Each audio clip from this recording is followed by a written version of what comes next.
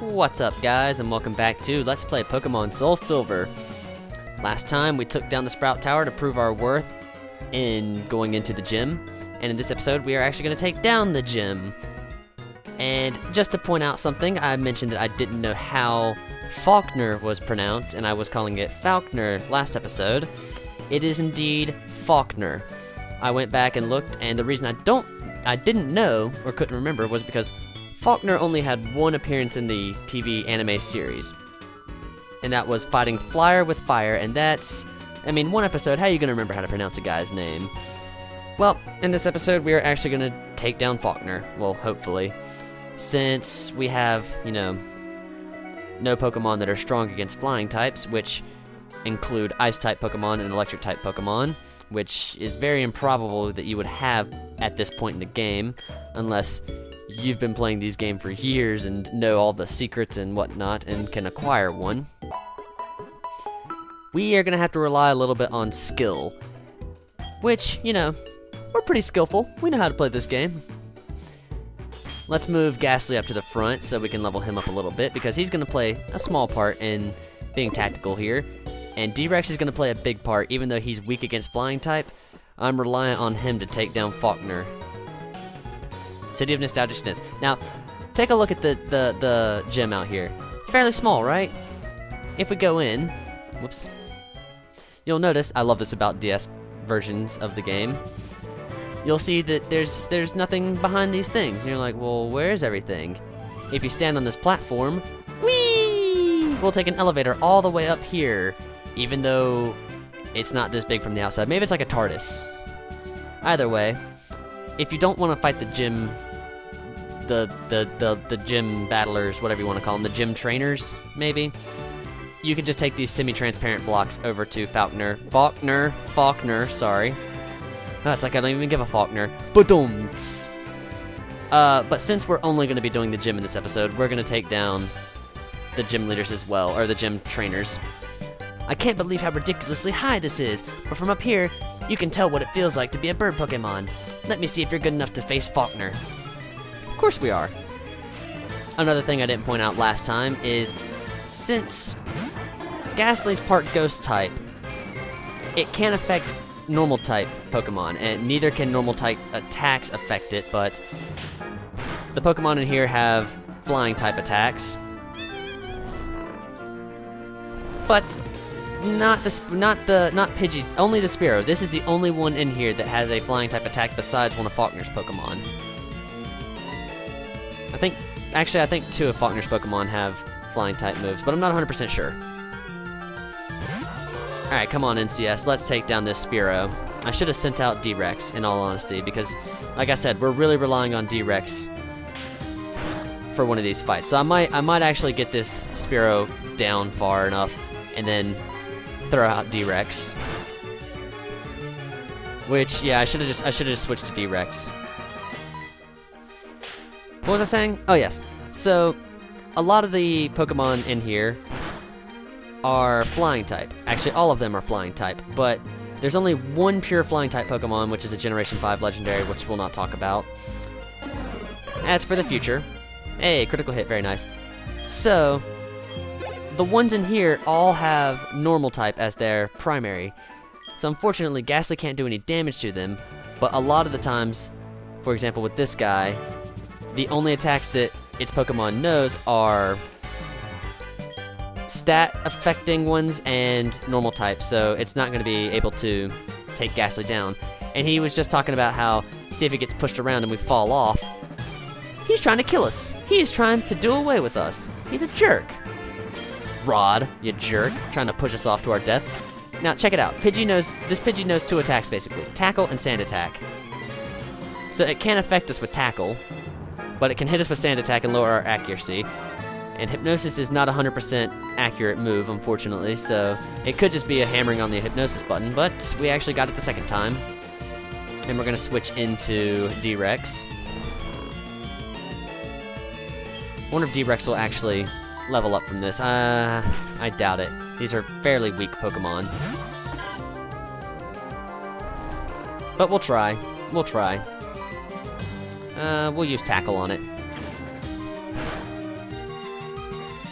Yeah, so these Pidgeys can't do anything to Ghastly besides lower its accuracy. So in theory, we could just keep Ghastly out on the Pidgeys that don't know Gust or any other flying type moves and just know that until they run out and have to struggle, which would be a tactic to take down Falkner, but that's not exactly the tactic we're going to be using. Hey, Ghastly grow level. Very nice, very nice.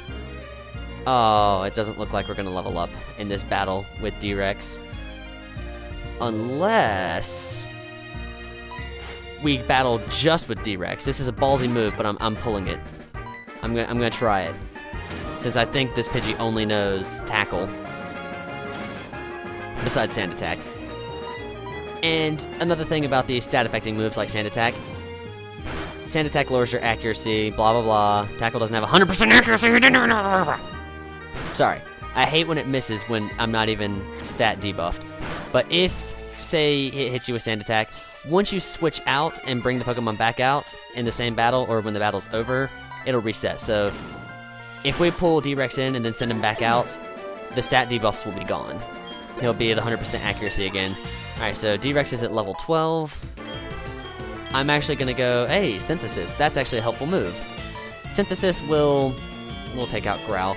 Synthesis will restore HP depending on how the weather is. If it's sunny out, it will restore more, and luckily we're playing in the day because I found some time to do this in the day. It will restore more than it would be normally when we're playing at night. I'm actually gonna run down to the Poke Center and heal up real quick because I want to be at full health taking on Falkner, because this is where it's got to be really tactical, and I'm relying on D-Rex to take down one of his Pokemon. Hello and welcome to the Pokemon Center. I don't think I've ever, you know, spoke those words, mainly because, yeah, you know, it's just there. Alright, so let's head back there. Do I have any loose ends that I was talking about? Probably. Ghastly's not affected by Pidgeys. Everything pretty much affects D-Rex. And NCS is kind of just going to be... NCS is going to be what holds everything together, whereas D-Rex is going to be the key to this. I should have just taken the semi-transparent blocks. Alright, let's do this. I'm Falkner, the Violet City Pokemon Gym Leader. People say you can clip flying types Pokemons with wings with a jolt of electricity. I won't allow such insults to bird Pokemon. I'll show you the real power of the magnificent bird Pokemon. Alright. Bring it on, Falkner. You weirdo. With your emo haircut. Alright. Falkner has two Pokemon, a Pidgey and a Pidgeotto. Spoiler alert. Pidgeotto is, well, dangerous. Since it's a evolved Pokemon, it's gonna have higher stats, and it's also one level higher than our highest level Pokemon. It's level 13, whereas D-Rex is level 12. We're gonna throw NCS out here to do some damage. Take it down this way. In all honesty, though, I could just keep Ghastly out there and, you know, let it use all its moves, and I could use Spite to lower its PP each time it uses an attack to make it run out faster to have to use Struggle. Struggle is what you use when you can't attack, like all your moves are gone or something else for some reason. And it does damage to all the Pokemon regardless of type, but it also does recoil damage, so you could potentially get someone to struggle themselves to death or knock out. Hey, Ghastly grow level. Alright, here comes the hard part. Oh, mean look. Not a bad move to learn. This is where it's really dependent on D-Rex landing a hit. If D-Rex can land a hit, we should be fine. If not, we might be screwed. What I'm gonna try to do is I'm gonna try to poison his Pidgeotto. The wind is finally with us! And if I did my math right, D-Rex only has 2 shots at this. It can only take 2 gusts. Let's see, how much damage is that gonna do? Yeah, so maybe 3. Oh, but we hit it on the first try, because we're awesome like that. Woohoo! Alright, and since we're out here, we might as well do some damage to it. It's probably inevitably gonna get D-Rex to faint, but we might as well do as much damage as we can while we have him out here. So T-Rex, if you faint, you won't faint in vain because you've done your key job, and that is poisoning Pidgeotto. Just on the off chance that it misses, we'll use Synthesis. Nope, of course it didn't miss. Its accuracy is 100%. Alright, a little more tactical. Let's send Ghastly out. Actually, yeah, we'll send Ghastly out. And we'll use Spite. Spite's the only thing we can use since Lick won't affect it since it's part normal type. And you can't put it to sleep since it's already poisoned. You can only have one status infliction at a time. And Mean Look's not going to do anything since it's Falkner's only Pokemon, so we'll use Spite. Hopefully... Oh, that's such a bad move. I hate that. Roost will restore its HP, and it will also remove the Flying type for any Flying type Pokemon that uses it, so it's now pure normal type. And I'm glad that it used Roost, at least in this circumstance, because when we use Spite, it can only... It'll take 4 PP away from it, and I can't remember how much Roost has. I want to say like 10. But we're just going to keep using Spite, so maybe we'll get lucky in taking out Roost again. We'll find out. Roost does not heal it of its poison affliction, though, and poor Ghastly's gone down, unless we can somehow manage to survive this hit. Nope, we did not. So it's all up to NCS. Hopefully we'll poison it out. I really hope it doesn't have it. I really hope Roost only has 5 moves, 5 PP, because that would be great. But I doubt it. My luck's never that good. Ugh! It's gonna be a heal and peck battle. I mean, it's not gonna be 20 minutes, but it could be, of me just pecking while it's roosting. Why are you roosting again? It's starting to get on my nerves. I wish it were badly poisoned, because badly poisoned is a % versus a static number, and it's also incremental, whereas poison is not. And this is gonna do a lot of damage, isn't it? Yeah, that did a lot more damage than I wanted it to do. So it's gonna be just us pecking, it probably roosting every 2 turns after it tackles us, and we're gonna run out of potions, I bet you. I bet you we're gonna run out of potions. Because I have to use a potion this turn. We can still fly! Shut up. This is an annoying battle. Whoops. Luckily, items have a priority. Ooh, only 20 though, so... It all comes down to if it uses Roost this turn or not. No, it's not. But can we weather another hit? We might be able to. Let's see how this move goes. If it uses Roost, we're screwed. If it doesn't, we're fine, and we've won. Yes! We've won. We've won. Because it's gonna take poison. Oh, critical hit. It didn't even go down the poison turn. Tim, you took it out. Very nice job.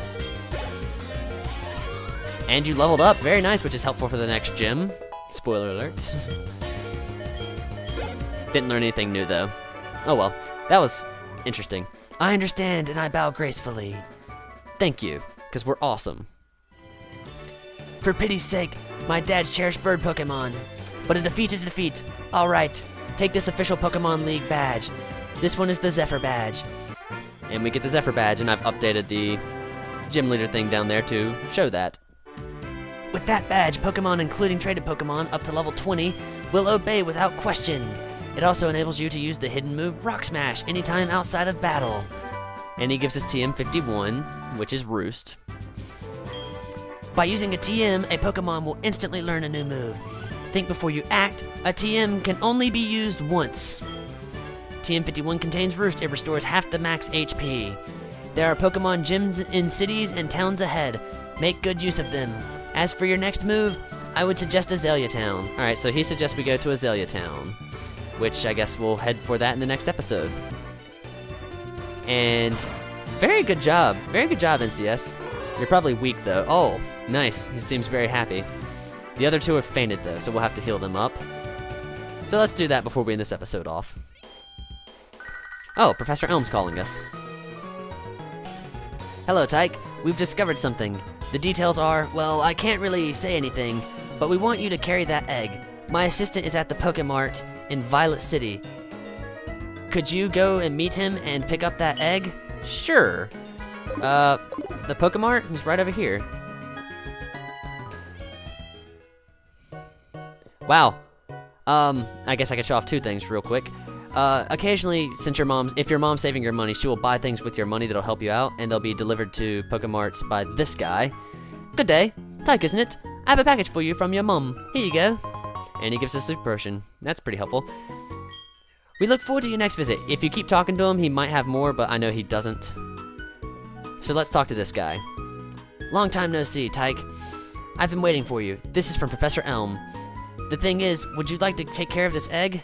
Sure. And we received the egg from the guy. After you left, Professor Elm received a phone call. I have no idea what they were talking about, but after a while, Professor Elm suddenly cried out, I can't think of anyone more suited than Tyke. Then he insisted I hand this egg to you. That's how I came here to deliver this egg to you. It seems that a Pokemon will hatch from it only if you keep it in your party of Pokemon. That's another reason we've chosen you, Tyke. Please take care of it. God, I should have stopped before coming in here because now I have this. Should just be only gym leaders, but oh God, there's so much to do. What do you want? Me, oh my, that egg must be. I see. So it was handed from Mr. Pokemon to Professor Elm, and then from Professor Elm to you. Now I get it. The egg is a truly important egg. Please do take care of it for me. Is that understood? I am counting on you. Alright, weirdo. That was odd. I guess I'll show this off. The egg actually takes up a spot in our party. So we can only have 5 Pokemon at a time, but we only have 3. Until at least this egg hatches. Let's take a look at it. Summary. A mysterious Pokemon egg received from Mr. Pokemon. The egg will hatch. It appears to move occasionally. It may be close to hatching. I'll go over more about the egg in the next episode because I kind of wanted to keep it strictly to the gym. But, yeah. So, thanks for watching, guys, and I will see you next time.